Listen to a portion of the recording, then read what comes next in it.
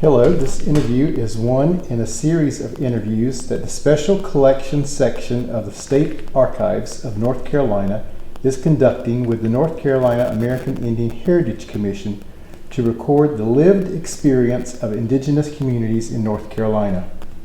These oral histories will be part of an archived series and will be available to the public. Today is June 2nd, 2024. It's currently about 3:05 p.m. This is an interview with Lena Epps Brooker. And can you also spell that for us, please? My full name, Yes. Lena Epps, Epps, Brooker, Brooker. The interview is being conducted for the American Indian Heritage Commission Oral History Project, and the interviewer is Curry Bird, Director of the North Carolina American Indian Heritage Commission. This interview is being conducted in person, remotely, at the home of Lena Epps Brooker in Asheville, North Carolina. Okay, Miss Brooker, can you share your birth date and place of birth? Yes, my birth date is October 13th, 1941. I was born in a hospital in Lumberton, North Carolina. So tell me about yourself. What would you like to know? I was born to a beautiful woman named Grace Smith, who married Frank Epps.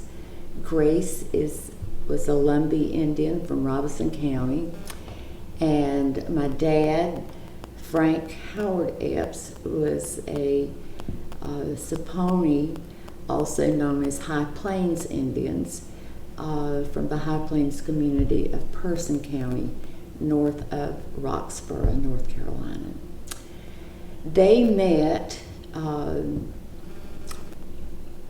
probably at the First Methodist Church in Pembroke, because my dad had come from Person County to Pembroke to finish his high school education, because the education for Indians stopped at 7th grade for Indians in High Plains.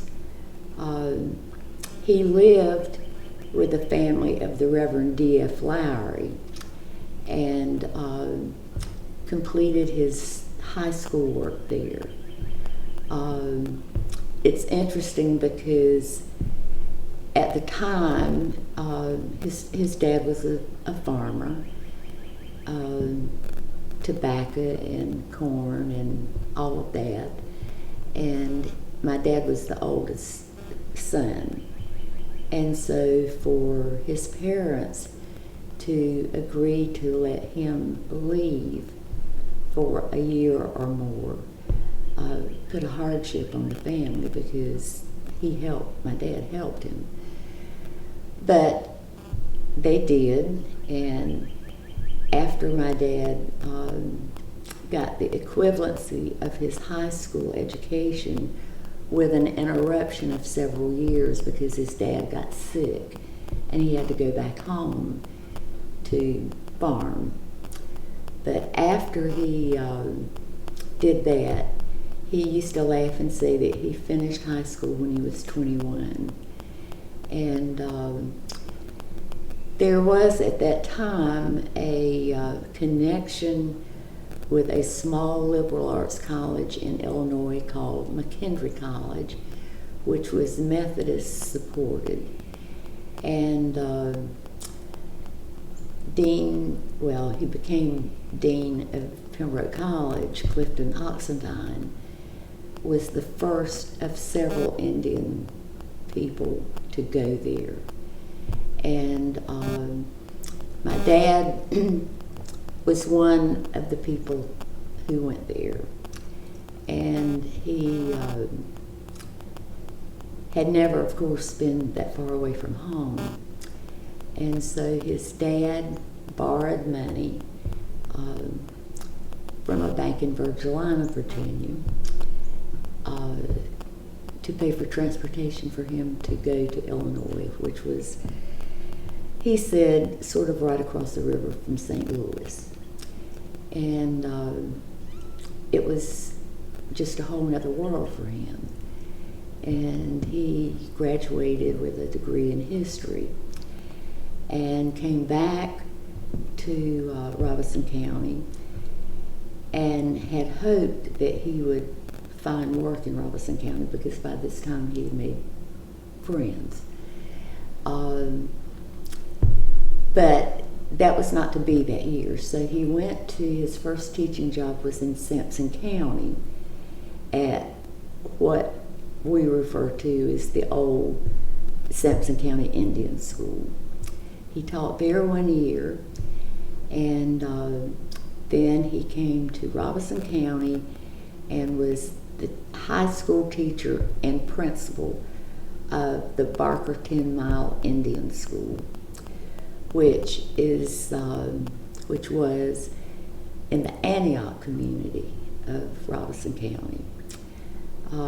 It was there that he officially met my mother, because she had finished the 2-year program for teaching certification at Pembroke, and she was teaching at Barker 10 Mile.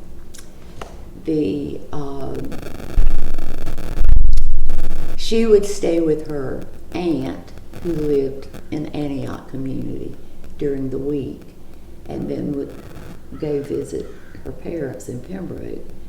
And my dad would go back to stay with Dr. Fuller Lowry and his family. And both families attended, my mother's family and Dad attended the Indian First Methodist Church in Pembroke. We think that's where they really met. And they were married in 1937. And during that time, my dad started work on his master's at the University of Alabama. And I do not know why he went there. But the summer after they were married, the previous fall, my mother went with him. And she talked about how my dad, they had a little apartment, and she said, "You think Robeson County's hot?" She said, "Tuscaloosa, that's a whole nother hot." And of course, no air conditioning. And she said my dad would supposed to be studying, and he would stand at the window and look out, and he said, "You know, Grace, I'd just rather be out with these people on the chain gang working than up here in this hot place studying." And so then I was born in 1941, and interestingly enough, older people in the community have told me, did tell me years ago, that my dad was so excited that my mom was pregnant, and that he had always said that he wanted a baby girl first, and which I found really interesting. But even more interesting was that he told our family friends after I was born, "I've got my baby girl and she's brown." And I've thought since then, I wonder if he had any idea of what those challenges might bring him. But he loved me. I was so well loved, so well loved. And by this time, Magnolia School had gotten very big. It was called a union school because it was grades 1 through 12, all on the same campus. And we lived on the campus of the school. I'm not sure, and I regret that I don't know, if that house that we lived in was owned by the Board of Education. I know we didn't own it, and that was a perk of being the principal, or if it were there and my dad paid rent. I don't know. But it was a house for a family. I had a great big, it was made out of lumber, painted white, big fence, a big porch with 2 front doors. And one door went into the formal living room, which children were not allowed to go into unless invited. And the other went into a gigantic bedroom that had a fireplace. And for many, many years, when I went to bed at night, I slept on a cot that faced the fireplace with a fire in it in the winter. And then when my brothers came along, there were 2 double beds in addition to the cot, and my brothers shared one of those beds. If we had company, then the company got the other bed, and there were at least 5 of us in that one room. There was a big kitchen, the bedroom for my parents. There was no indoor plumbing, and it was a happy house.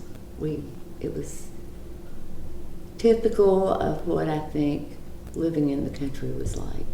We had nobody who lived in walking distance of us, or that my parents would let us walk to their house. And so we played on the schoolyard, had a lot of pine trees in the front of the house. And so as we got older, my job was to rake the front yard, and the boys were supposed to get it up. Let me tell you how that went.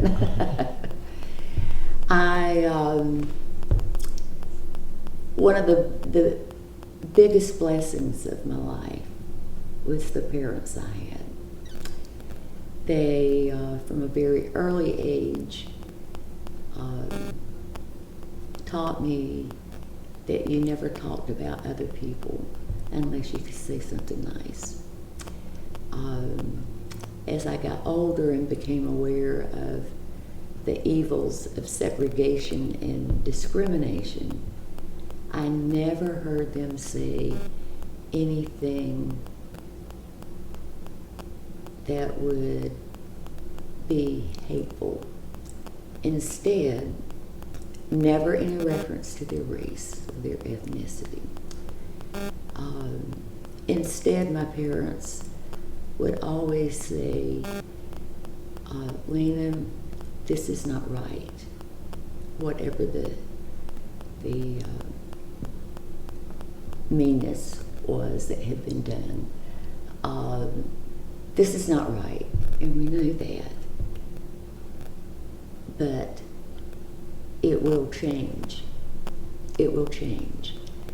And because of that and their faith, I believed them. There was no reason not to believe them. So if anyone dared say demeaning things about another person, even if they were wrong, you were not allowed to join that conversation. That was just not acceptable. But when I look back at that, I know that it's only because of what they believe in terms of God and justice and hope that they were able to maintain that belief, and not just belief, that kind of life. And I'm so grateful for that, because all around me, I heard people telling the truth about other people. But I also saw how, for many people, they became bitter. They hated white people, and they would tell you that. And they didn't like black people either, and they would be glad to tell you that. But calling groups of people by names, oh no, we would have had, you wouldn't want to know what we would have had. In addition to our mouth being washed out, it just wasn't done. And that taught me something. That my parents taught me that God created all of us, and He created us just the way He wanted us to be. And so, for that reason, however you are, you're fine. And that it's the other people's problem. The way they view you, it is not your fault. I went to Magnolia School when my dad was principal. And we had all Indian teachers the whole time that I was there, except for 2. We had 3. We had 2 music teachers who were from up north. And we had an art teacher who was from Maryland, which I thought was up north. The reason we did that was twofold. My dad wanted Magnolia School to become an accredited school with the Southern Association. And one of the requirements was that you had to have an accredited music teacher and an art teacher and a library. And we had the library. And so we had a man and a woman who came to teach us music. And I never will forget, I was in the 3rd grade, and we had this teacher, music teacher, come to us from the state of Ohio. And she taught piano as well. And I took piano lessons. I wanted to learn, but I didn't want to learn I didn't want to practice. And for Christmas that year, she gave me a book.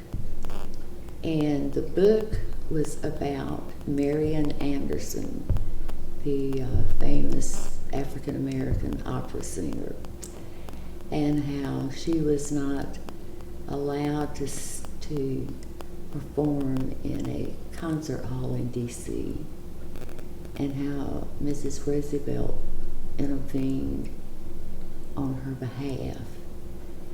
And in retrospect,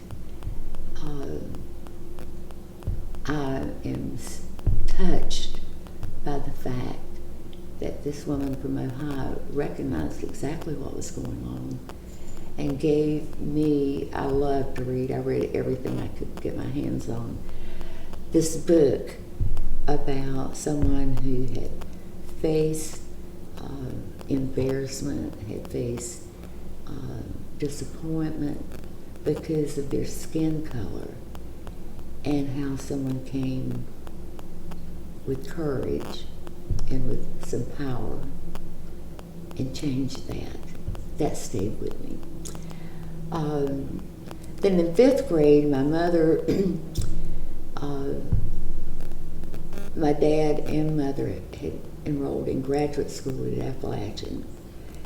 And my mother had started a semester behind my dad. And so in order to get to the same point he was, so they could graduate at the same time, she went to Appalachian for a semester in the winter and invited me to go with her. And I did. And it was life-changing. I call it being blessed by boom. It was there that I realized that there were places where brown people, Indian people, could go and be accepted just as we were, and be ourselves. And that was liberating. It fortified for me my childish belief and wish that somewhere there was a place that I could be brown and be good. And it was so life-changing. I remember walking up my mother took me to the school, and she had made arrangements to let them know I was coming. And the principal met us in the hall to greet us. And before the principal got there, kids were coming in and out of the school. It was in the morning. And this one little boy walked over to me and said, and I was so nervous. I mean, I was just really nervous, scared to death. And this one little boy walked up to me and he said, "Do you scout people?" And fortunately, the principal heard him, and he just said something like, "Johnny, don't be silly. Of course she doesn't. Go to your classroom." And he turned to me and said, "Welcome." He said, "I think you're going to really like it here." And he had obviously handpicked my teacher. She was fantastic. I still remember her name, Miss Walker. And then much to my surprise, my mom and I would meet after school, and we might go to the college union, and she'd have a cup of coffee and I'd have a Coke. This was not Robeson County. But one of the tension-filled moments there was that we had rented a room in a beautiful home. My parents had met these people before going to Appalachian on the weekends for classes. She was a registrar at Appalachian, and she had a daughter my age. We were 10. We were in the 5th grade. And this child, she's like, "I want to have a birthday party." I'm like, "Okay." And she said, "We're inviting boys and girls." I'm like, "All right."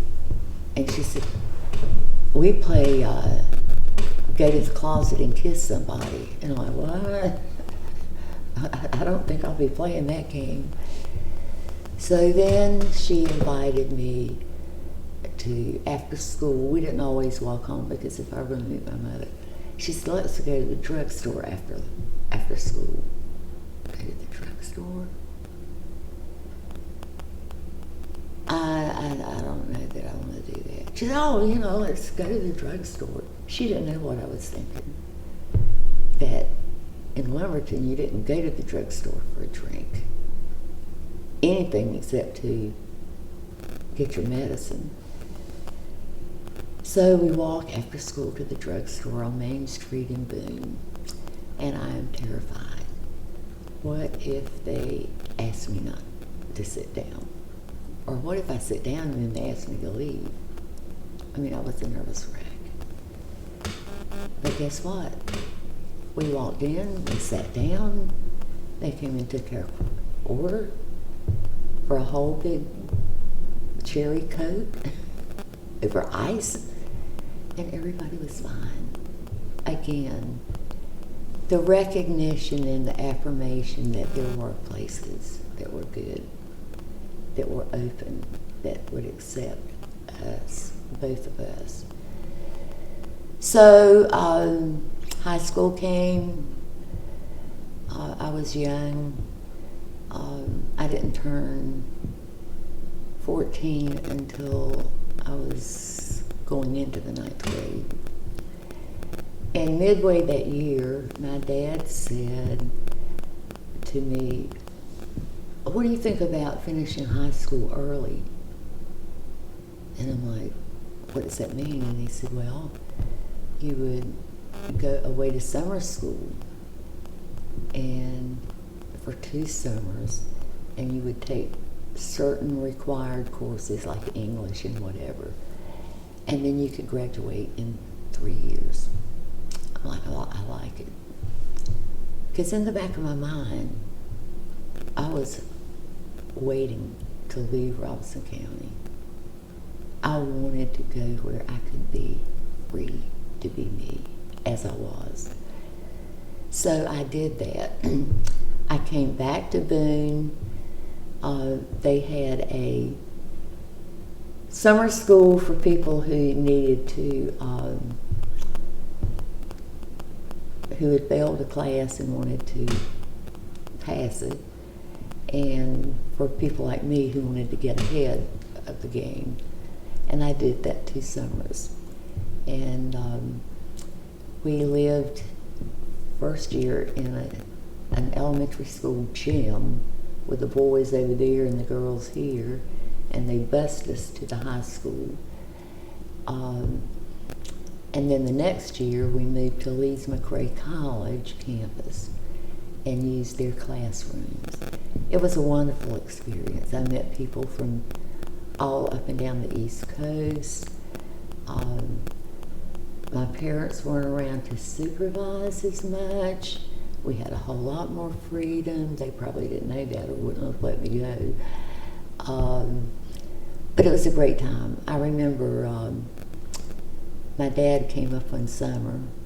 He had a Studebaker truck, and the back of the truck was filled with watermelons from the farm. And he brought watermelons for the whole campus, and that was fun. So I graduated when I was 16, and up until May, I had no idea where I was going to college. So one day my dad says to me, I knew that I could go to Pembroke. Both my parents had gone there. I went, it's a wonderful school. I just wanted to experience something away. Away. Where I hoped the discrimination wouldn't be as blatant and as strict.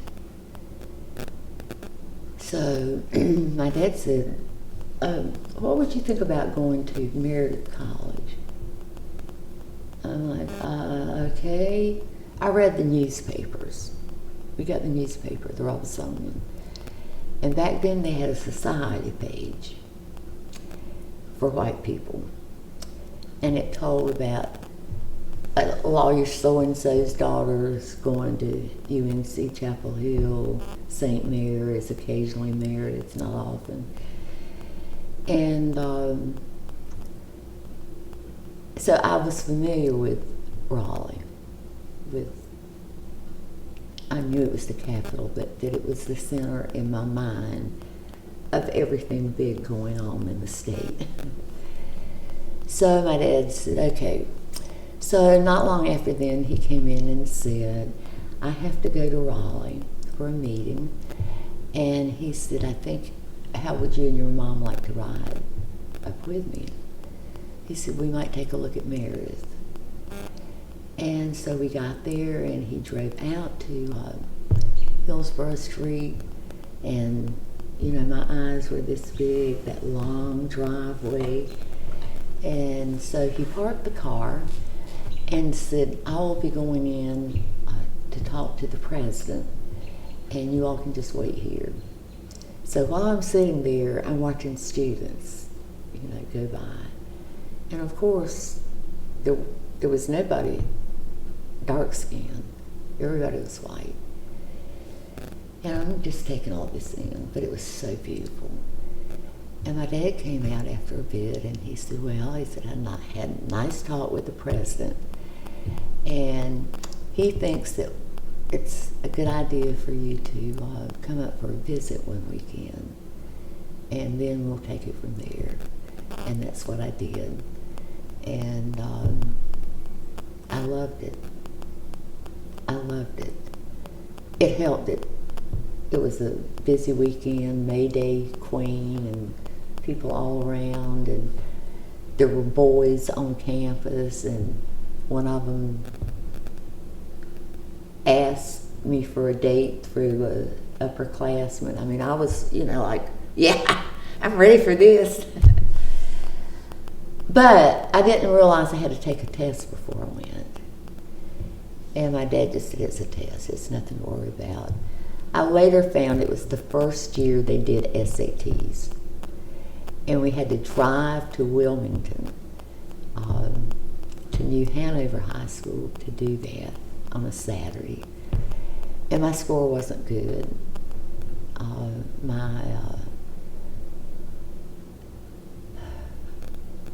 My language arts was wonderful. My math was probably on the bottom, but they took a chance on me. And so that's how I got to college.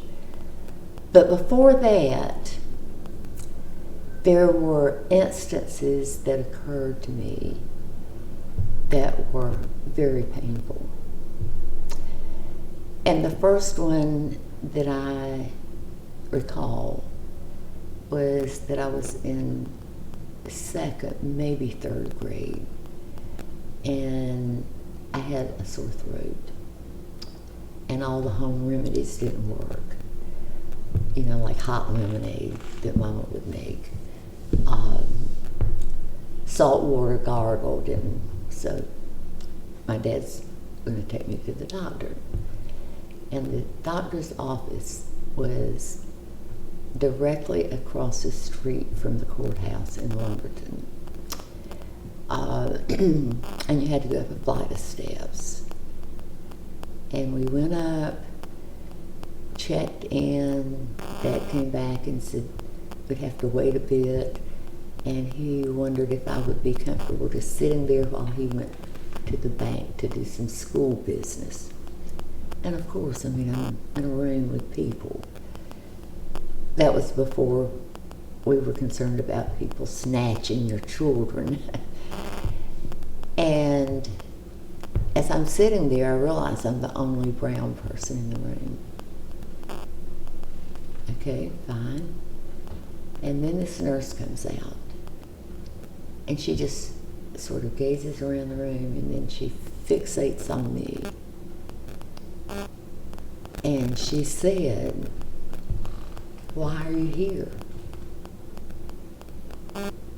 I'm sick. No, I mean, why are you in this room? My dad told me to sit here. Well, you don't belong here. You do not belong in this room with all these people. You need to get up and go somewhere else. She was so rude. I was so embarrassed. I was scared. I mean, I'm 8 years old, and my dad's not there. The woman went up to the receptionist. I mean, she was rude. She was loud. She kept saying, "You don't belong in this room." And of course, everybody's looking at me. And all I can do is just sit there with little tears coming down my face. Finally, the receptionist called her up, and I don't know what she said, but the woman left, and Dad came back. And he looked at me and asked me what was wrong. And I just said, between tears, this woman said that I should be in here.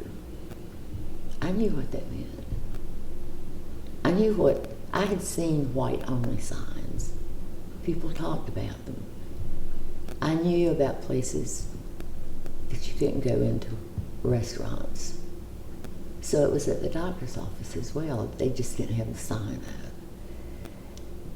And my dad was so angry. He went up and talked to the person at the receptionist's desk.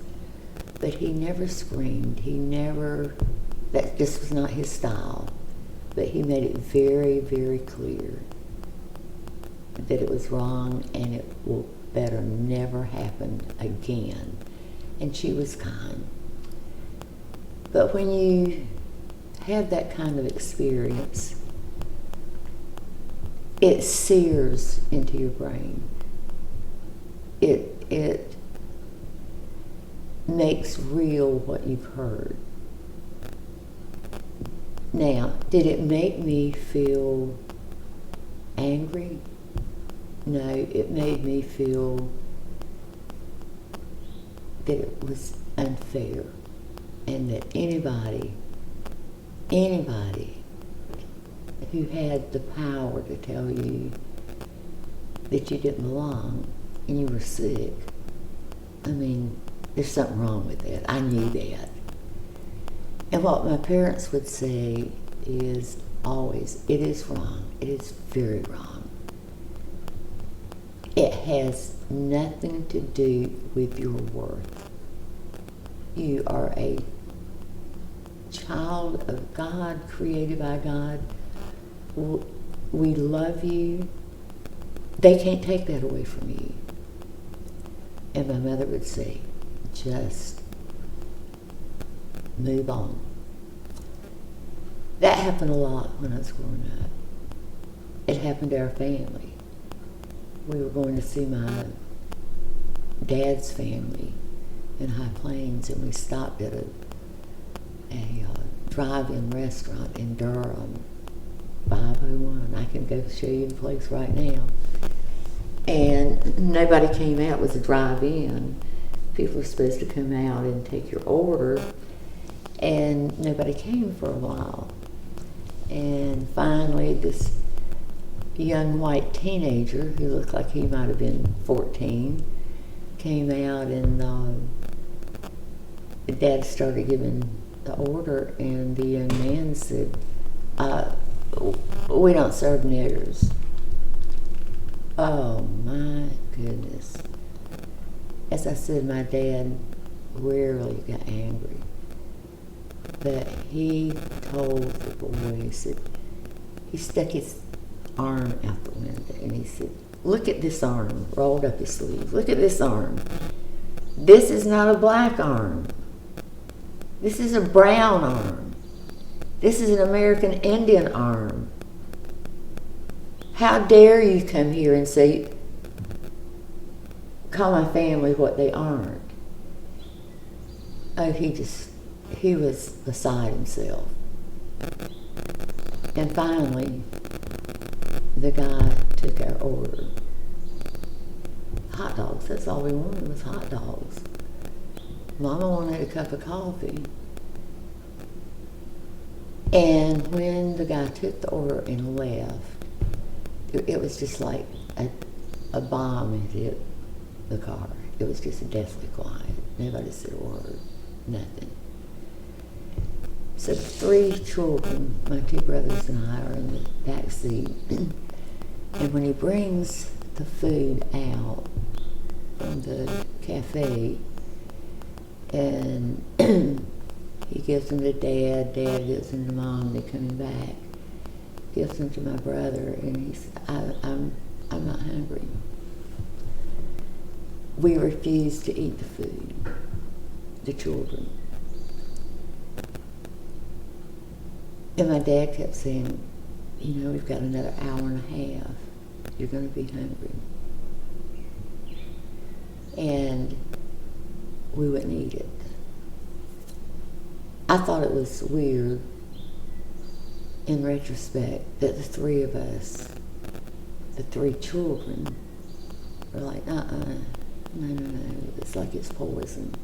It was poison, with hatred for another group of people. You know, it's not like you've done anything to anybody. It's because how you look.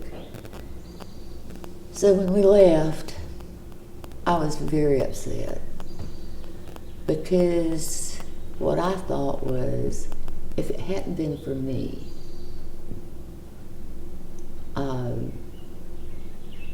probably they would have been served, because I was the darkest one in the family by far. My mother, often people thought she was white, because she was very fair complexion. My dad was a nice little olive color, sort of like you. And both my brothers were in between the 2 parents in their coloring. and here I am, you know, like brown, coffee brown. And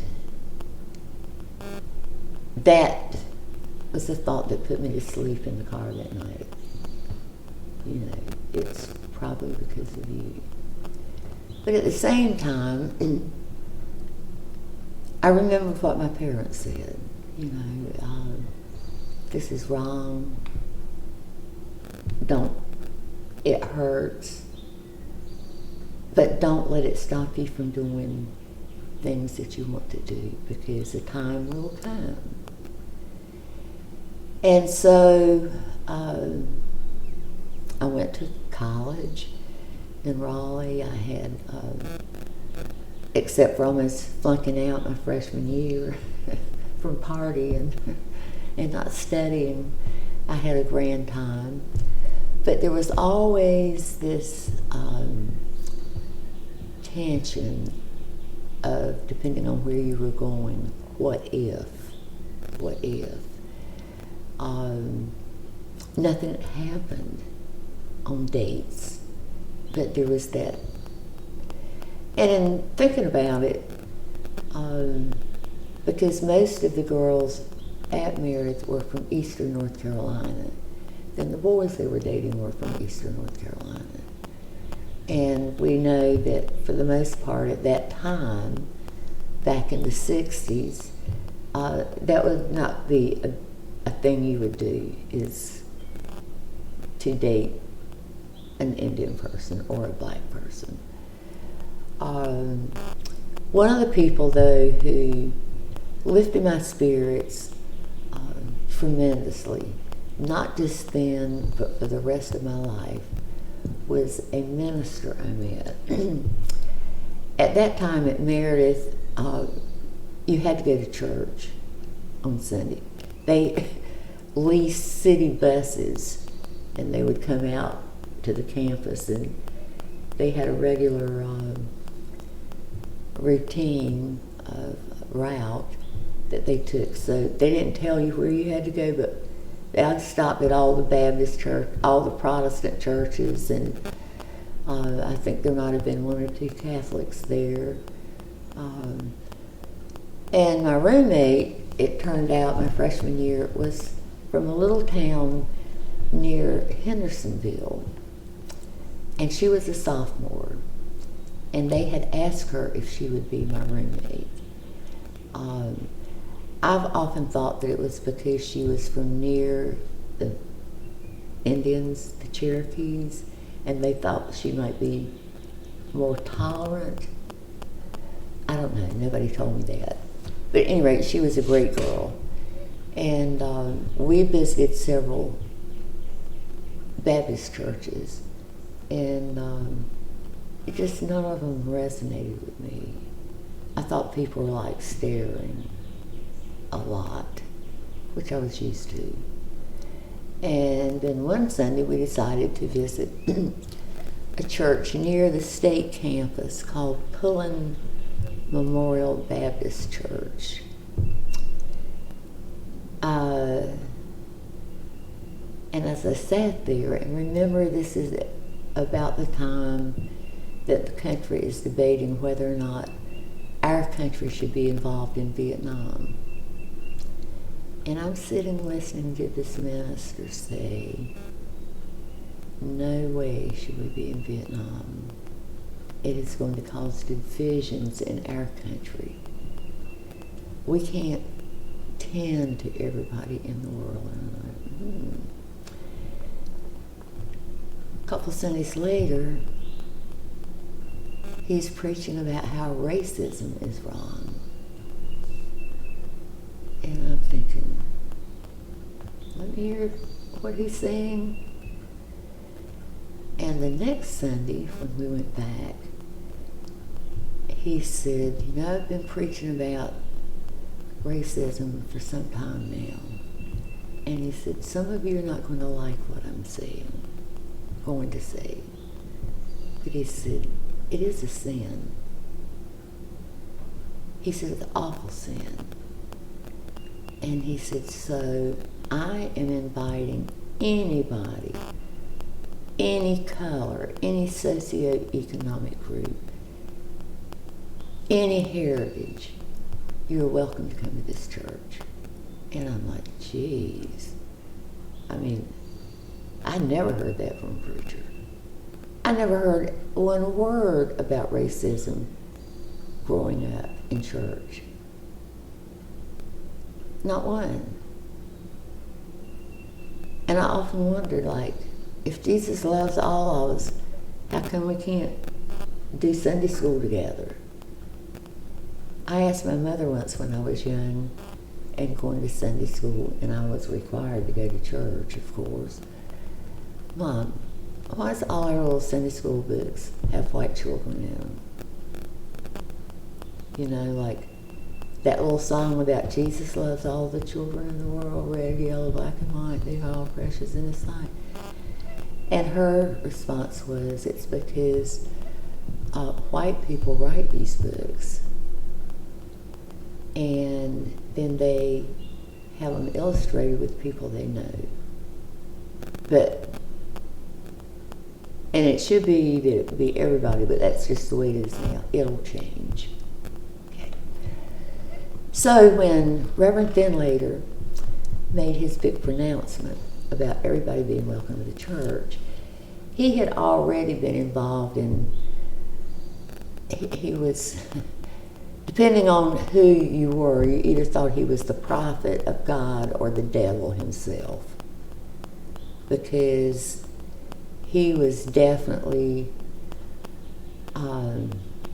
more liberal in his thinking, especially about races and socioeconomics, than most people had ever heard. And the word got out. And then for Sundays afterwards, the News and Observer attended church. And it was, it was a big deal. But it became for me a turning point, that there were actually churches and pastors who would have the courage to stand up against racism. And fast forward, I guess it was 4 years later, when I was living in D.C., D.C. area, and had gotten engaged, that I flew to Raleigh and met with Reverend Finlater to ask him if he would come to the First Methodist Church in Pembroke to officiate at my wedding. And interestingly enough, many, many years later, when Laura was going to get married, she asked if I would contact Reverend Finlater and have him officiate at their marriage. And at that time, he was about 75. And when I talked to him, he said, I would love to, but he said, I'm just not getting around like I used to. And I, of course, understood that. And 2 days later, he called and he said, I just have to. And so he came to Emerald Isle and did Laura's wedding. And I asked her why. And she said, because he stands for all the things you stand for. And that is working for justice for all people. And that touched me, coming from my child. So I suppose one of the big things that happened when I was in college was my senior year, when the head of the education department called me in, and I knew that my grades were good. I had gotten over the part. I learned how to balance that, and did honor roll and dean's list, and so I didn't know what he wanted to talk to me about. And he got right to the point, and he said, I know you're probably getting excited about student teaching. Yes, sir. He said, well, we have a little problem. And I'm like, that always comes to mind, first thing. I said, what is it? And he said, well, a lot of our students student teach in Raleigh. But he said, the city of Raleigh will not allow you to student teach. They will not allow you to go into the white schools, and we think it dangerous for you to go to the black schools. This is October, November of my senior year, and I'm supposed to student teach in January. And I sat there, shocked, and then I got angry. It's one of the few times in my life where my heritage and the way I was treated just made me angry. And I guess it was the buildup of so many things. But I just looked at him and said, this is not my problem. My parents have paid full tuition for me to come here. And they expect me to be treated the same as every other student. And that means you will find a place for me to student teach. In the back of my mind, I'm like, you think I have done this 3.5 years and now I can't graduate because I can't student teach? I said, no. Not my problem. It's your problem and I expect you to solve it. And I got up and walked out. I walked outside to the building and there were concrete benches on either side of the entrance. And I all of a sudden was so scared I couldn't walk. I just sat and trembled. I'm like, okay, now what have you done? You've told him everything about how you feel. And what if he says, too bad? And all this money and all this time?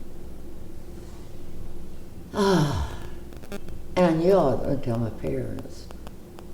Because I knew that if they came up there, something would be done. And I felt like they had done so much already that this was something I needed to handle. So right before Christmas, I got another call to go meet Dr. Reevely. And he said that, that they had some students who did student teaching in Wake County. And Cary was one of the places that had teachers from Meredith. And so they had arranged for me to student teach at Cary Elementary. And it was a wonderful experience. I've wondered since then if they knew that Aunt Jane was there and had been there for years. I don't know.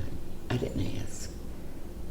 I was just glad to get to teach so I could graduate. Then, Easter of that year, I had come to Saddle Tree for Easter. Came home on a Thursday or Friday, and Saturday, the phone rang at my parents' house. And I was near the phone, and I answered it, and a man said, I'm calling for Lena Epps. And I said, this is she. And he had introduced himself, and he said, you don't know me. I'm calling on behalf of the City of Winston-Salem School Board. And I had applied there for a job because I don't know why, I just heard about Winston, and it was supposed to be a pretty cool city, not gigantic like Charlotte or Raleigh. And so one of my roommates and I had decided that we would apply there and, just go live. They had been to the school to recruit people, and I'd had a really nice interview. Turned out it was with this man I was talking to on the phone. And he said, before I start, he said, I'm so sorry I have to do this. He said, I hate this. I'm like, oh boy. And he said, when the school board reviewed your application that had been approved by the superintendent of schools, they said no. That, again, the white parents won't have you, and we just can't do it in good conscience send you to a black school. And so we have to rescind our offer. Happy Easter. And he said, but I have a message for you from the superintendent. And he said, Dr. Phillips will be leaving. He will assume the superintendency of Charlotte and Mecklenburg schools on June 1. And he's sending a message that he wants you to send your application directly to him because he would love for you to teach in Charlotte Mecklenburg. And I said, thank you. And that was the end of that conversation. I never told my roommates about that. I just told them I changed my mind. One of the reasons I never talked about it to roommates or even after then about most people is that they just didn't get it. They one of my suite mates was from Tabor City, and she shared with us, this was after the sit-ins, which were happening during that time. She said, well, I'll tell you, that's stupid. Have no niggers telling us how to act. She said, my dad owns a manufacturing company in Tabor City. And she said, he has already said that he will shut the plant down, close it, before he ever hires a nigger. God. Others were not that traumatic. They just, in order to talk to them, you had to go through so much explanation. And then they were just sort of like, they were aghast. So I just talked about it. At any rate, I graduated and sent my resume to Dr. Phillips. Went up for an interview with him, and he was just fabulous, just so kind. And so that's how I ended up teaching in Charlotte for a couple of years. And I never told my parents. I told my brothers later, after my parents died, we were talking about stuff.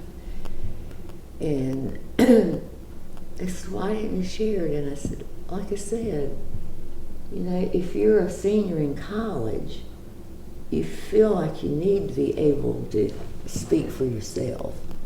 And they had already paid for it. I'm sure my dad had a nice conversation with the president of the college. And I think that came about as a result because Meredith had been a Baptist-supported college. And they later dropped that. But at the time, they were getting a lot of money from Baptists. And my dad was one of the first Indian people, to be named to a North Carolina Baptist State Convention Committee. And it's likely that he had met the president at some of these meetings. I don't know. So fast forward many years, I'm sort of skipping around, but while I'm talking about college, fast forward a couple of years, 15 years, and Dr. Findlater died. And I drove to Raleigh for his funeral at the same church, Pullen. And after the funeral, which he had requested have no people up talking about him or anything, he just wanted a regular worship service. And they did that, but then after the service they had a reception down somewhere in the fellowship hall. And I recognized one of the people there as the former registrar at the college. And she sought me out. And she asked me, she said, I don't know if you will answer this question or not, but she said, I always wondered what it was like for you to be the first person of color to attend Meredith. And I said, well, I said, actually, for the most part, it was pleasant. I said, I had a lot of silent anxieties, but, you know, nobody came up and said, what are you doing here, or anything like that. I said, why do you ask? She said, well, she said there was so much resistance from the faculty and staff about your coming. And I'm like, really? And she said, very much so. And she said, one of the strongest resistors was Dr. Reevely, who, you know, was the head of the education department. And I just smiled and I said, oh, that's so interesting. I said, I'll share with you something that happened in the first class I had with him. So it was child psychology, and we were talking about hate and dislike and emotions. So Dr. Reevely said, and we had a class of maybe like 30 people, Dr. Reevely said, what we're going to do is we're going to go around the class and each person tell something that you hate. You just say the word hate. So I was about 3/4 of the way around the semicircle. And one of my friends, who was so beautiful and so nice, when it came her turn, you know, everybody's saying, I hate this, I hate that. Came to her and she said, I hate nothing. She said, there's some things I dislike, but not to hate. So when it came to me, and he said, Miss Epps, what do you hate? And without even thinking, I said, discrimination. And as soon as I said it, I'm like, oh, jeez, why'd you bring that out here? I mean, I didn't talk about that stuff. I mean, nobody had really. But it was like, oh, God, I know he's going to hate me. He's probably going to fail me in class. And I never will forget looking at his face. It got red. You know how when somebody's embarrassed or... But I just thought, well, he's probably embarrassed that I even brought that up. But when I had the conversation with the registrar, I'm like, oh, that could have been another reason. So at any rate, I went to Charlotte, taught there, stayed there 2 years, had a good experience for the most part. In classroom, I had a really good experience. No complaints that I heard from teachers. There were no black kids in the class. It was a middle class at that time of school, off Park Road. And then after having my heart broken, I retreated to back to Robinson. A big surprise. I didn't tell. I just resigned. You know, back then Charlotte paid you year round, so you could keep your apartment. And so I broke my lease and showed up at home with all my little belongings in the car. They didn't know they were in the car. I didn't tell them. And so Dad's like, "Are you here for a visit?" And I'm like, "Well, pretty long one, I think." I said, I moved out of Charlotte. And Mama's like, "And what are you going to do?" And I'm like, "I don't know. Find another job, I guess." And so my mother said, "Well, you will have to go through the same procedure that everybody else does. You will have to contact the principals." She said, "We're not doing any of that for you." And so I ended up teaching 5th grade at Union Chapel School with Mr. Bartow Clark as principal. And of course I knew him because he had taught at Magnolia before he became principal. And he was always so nice. And that was a really interesting year because it showed me very clearly what the lack of education and discrimination can do to you when you're young. We were approaching spring, and even though I knew they were going to 6th grade in the same building, it wouldn't be that long before they'd be in high school, and then they'd be graduating. So I said to them, you know, your son's going to be in the 6th grade, and before long, you'll be graduating from high school. And so what are you thinking about doing after you graduate from high school? It was dead silence. And one little boy, sweet, smart, raised his hand and he said, "Well, I guess we'll be thinking about where we're going to get a job. But mostly we'll be farming." And I said, "Who's thinking about college?" And another boy said, "Miss Epps, why would we think about college?" And I said, "Because the more education you have, the better jobs you can get." And he said, "Miss Epps, that's true, you can be a teacher." But he said, "What other kinds of jobs are there here now to need a college education?" And I just said, "Well, you could go somewhere else to live." That was like you could go to the moon. And it just hurt me. It was so stark because half the other class that I had just left, you know, they were going into the 5th grade and they were already talking about going to college.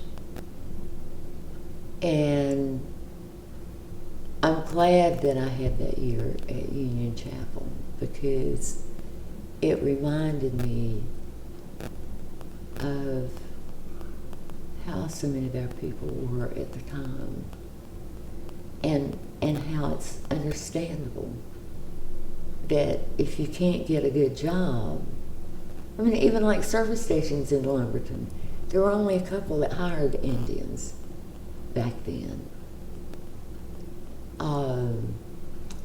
And I left there, North Carolina, after 1 year.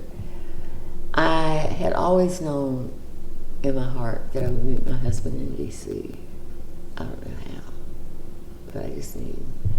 And I wasn't ready to get married, but I wanted to go to the D.C. area. I'd had Charlotte, I had the other extreme in Robinson. I was ready for some excitement. And so I applied to teach in the military dependent schools, hoping that I could get an overseas assignment. And then I applied to Montgomery County schools, which is Bethesda and all that. And I got the offer from Montgomery County 3 days before I got the one from the dependent schools, and I just felt like, well, I need to do that. And I got to Bethesda and found out that the job they hired me for was like a roving teacher when they needed a long-term sub or something like that. And it was going to be at Bethesda Elementary, which was a wonderful school, but it was first grade, and I had never been below the fourth grade, and I'm like, bottom line is, the principal at Chevy Chase Elementary School called Bethesda and said he had a person assigned for, who was a first grade teacher, and they knew where the roving teachers were, and he saw that I was a fifth grade teacher. Would I be interested in trading? And I'm like, yes. I mean, put me where at least I know something. And that was such an experience because everybody came from extremely educated families. And it just showed me the difference of what socioeconomics and education can be, is for many people. And again, it was very moving for me because I think that when you're young or even when you're old, if you're fairly comfortable in your lifestyle, it's easy to not really pay attention to other people. And so then right before Christmas, my roommate who worked for an insurance agency in downtown Washington, I was sleeping in on a Saturday morning. She had to work. And she called me and said, I need you to come down here. And I'm like, what's wrong? And she said, you know, I've been at the office working, and I'm sitting in this bar with 12 guys, and we're going to have lunch. I need you to come down here and just help talk to these people. I'm like, Rama, I don't want to come down there. And she said, oh, please, you know, I'll owe you one. I said, free lunch? And so long story short, I go to this bar called John's, got rear-ended in front of the White House on the way down there, and she introduced me to the 12 guys, and one of them was Jim Brooker. And he really was after Roman, but Roman was already dated up. And so he asked me out, and I had a date, and asked me for New Year's Eve, and I'm like, you got to be kidding, buddy. I mean, it's sort of late. So we had our first date on New Year's Day, and we were married July 30th. But now here's the kicker. After our second date, we're sitting on the sofa in our apartment, mine and Roma's, and he said, now I just want you to know, I'm not interested in getting serious or anything. And I'm like, who mentioned serious? I don't want to get married. Not now. Forget it. So 7 months later, there we were. Can we take a break for a minute?